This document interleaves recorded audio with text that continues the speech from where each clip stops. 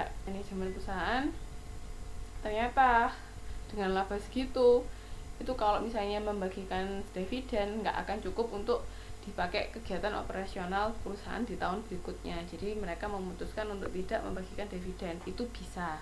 Jadi ingat-ingat ya, setiap perusahaan walaupun dia laba pada akhir tahun buku, dia tidak harus memberikan dividen kepada pemegang saham. Jadi boleh dibagikan, boleh enggak, tergantung dari kondisi perusahaan tersebut. Nah, misalnya kalau ada juga nanti jenis saham, misalnya tahun ini nggak dibagikan dividen, terus tahun depan dibagikan dividen, itu ada jenis saham yang dividen ini bisa diakumulasikan, jadi di tahun depannya bisa bertambah. Itu kayak gitu ada. Nanti kita bahas lebih lanjut. Jadi intinya perusahaan kalau laba dia tidak harus membagikan dividen. Jadi tergantung situasi dan kondisi perusahaan pada saat akhir tahun tersebut. Paham ya?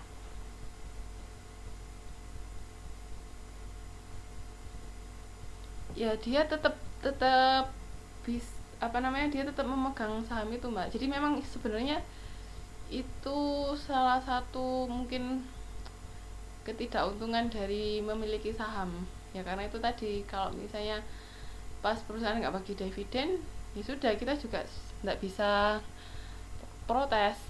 Kayak misalnya apalagi yang saham biasa ya, mungkin kalau yang saham preferen dia masih bisa berargumen kenapa kok membagikan dividen pada saat rapat umum pemegang saham. Tapi kalau saham biasa dia nggak bisa kayak gitu.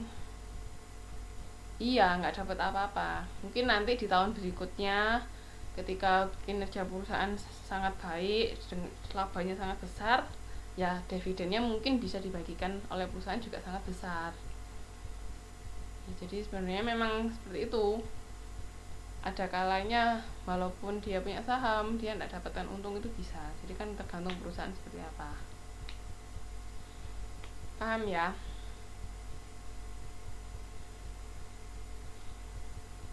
Ada lagi yang mau ditanyakan? Saya lanjutkan. Ini PT Abadi mempunyai 2 jenis modal saham, 1000 lembar saham prioritas 8% dan 4000 lembar saham biasa. Pada tahun segitu memperoleh laba ditahan. Ada yang tahu maksudnya laba ditahan enggak? Ada yang pernah tahu maksudnya laba ditahan?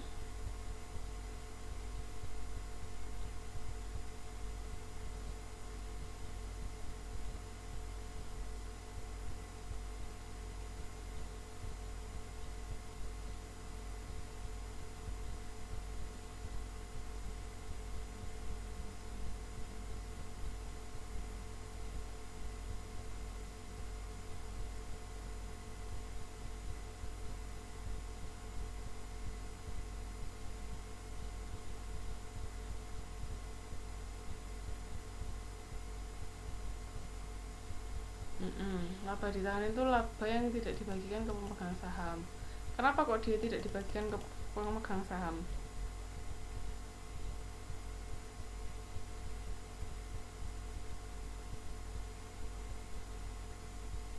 Kenapa kok nggak dibagikan?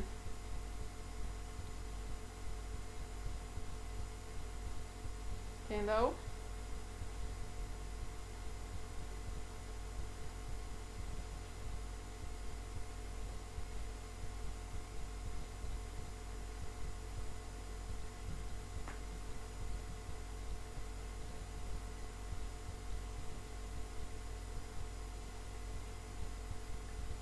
Ya, misalnya keuntungan perusahaannya nggak besar, itu ditahan untuk operasional perusahaan. Walaupun untungnya besar, itu pasti ada laba yang ditahan. Jadi nggak mungkin semua laba yang perusahaan dapat itu dibagikan. Lah terus untuk periode berikutnya gimana?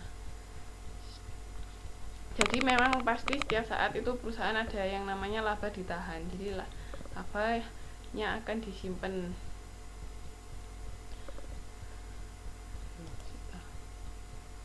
Nah, ini labanya segini, dikurangi laba ditahan, terus itu jumlah laba yang dibagi. Dividen saham prioritasnya berapa? 80.000 per lembar, terus dividen saham biasa, terus dividen per lembar saham. Jadi tetap harus dibagi per lembar saham ya, lembar saham yang kita terbitkan berapa itu tetap harus diperhitungkan itu. Nah, ini dua macam saham prioritas, ada yang saham prioritas partisipasi. Ini saham yang selain memperoleh dividen yang tetap juga ikut ambil bagian dalam pembagian keuntungan bila keuntungan melebihi sejumlah persentase tertentu.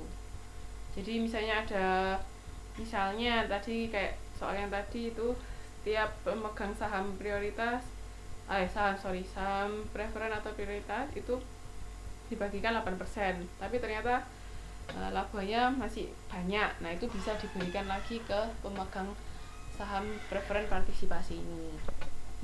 Terus kalau yang saham prioritas kumulatif, itu saham yang jika pada 1 tahun perusahaan tidak membagikan laba, maka dividen dari tahun yang tidak dibagikan bisa digabungkan dengan dividen tahun berikutnya. Jadi kayak diakumulasikan. Andai kata kalau saham biasa nggak bisa diakumulasi. Jadi kalau andai kata tahun ini nggak dapat ya sudah, berarti memang istilahnya ya belum beruntung aja karena perusahaan nggak membagikan dividen, tinggal nunggu tahun depan. Tapi kalau yang pemegang saham prioritas kumulatif itu bisa diakumulasikan, misalnya sekarang nggak dapat, tahun depan dapat, nah itu tahun depan jumlahnya double ya, seperti itu. Jadi tergantung jenis saham yang kita miliki seperti apa. Nah, jenis-jenis saham lain ini ada saham bonus, itu saham yang diberikan kepada para pemegang saham lama dengan tanpa membeli atau menyetorkan aktiva kepada perusahaan. Jadi misalnya ini untuk pendiri yang ada lagi, atau saham pemegang saham yang lain yang misalnya sudah memindah tangankan sahamnya, sudah dijual lagi, itu bisa dikasih secara gratis dari si perusahaan. Atau misalnya juga saham bonus itu bisa kayak kalau karyawan kinerjanya baik, ini sekarang banyak perusahaan yang pakai sistem ini, bonusnya karyawan itu bisa berupa saham. Kenapa kok kira-kira perusahaan bisa memutuskan bonusnya karyawan berupa saham? Menurut Mbak sama Mas apa yang mendasari hal tersebut? Kenapa kok sampai perusahaan itu memberikan bonus berupa saham ke karyawan? Ada yang tahu?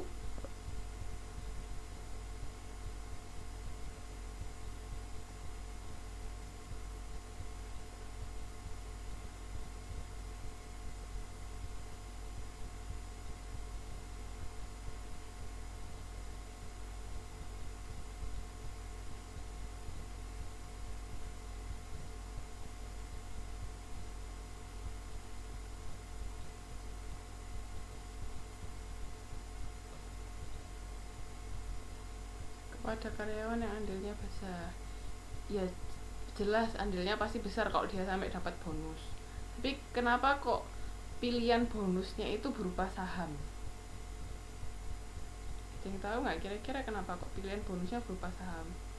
Kan bisa berupa uang atau berupa apa? Iya, karena supaya kinerja karyawan itu bisa lebih ditingkatkan lagi kan, karena merasa sekarang saya sudah bagian dari pemilik perusahaan ya kan, isinya kan kalau pemegang saham kan termasuk pemilik perusahaan, otomatis mereka akan bekerja lebih giat. Kan nggak mungkin dia sudah jadi pemilik saham tapi kerjanya ogah-ogahan. Nah, kalau nggak untung, misalnya perusahaannya nggak laba, dia nggak bakalan dapat apa-apa ya kan. Itu salah satu strategi perusahaan sekarang bisa seperti itu. Terus ada juga saham pendiri, ini diberikan kepada orang-orang yang mendirikan perusahaan. Itu surat sertifikat, ini bukan saham tapi sebagai pengganti surat saham yang dimiliki satu kantor. Nah, sampai sini ada yang mau ditanyakan nggak sebelum kita masuk ke transaksi modal? Mana? Mbak, Mas, ada yang mau ditanyakan?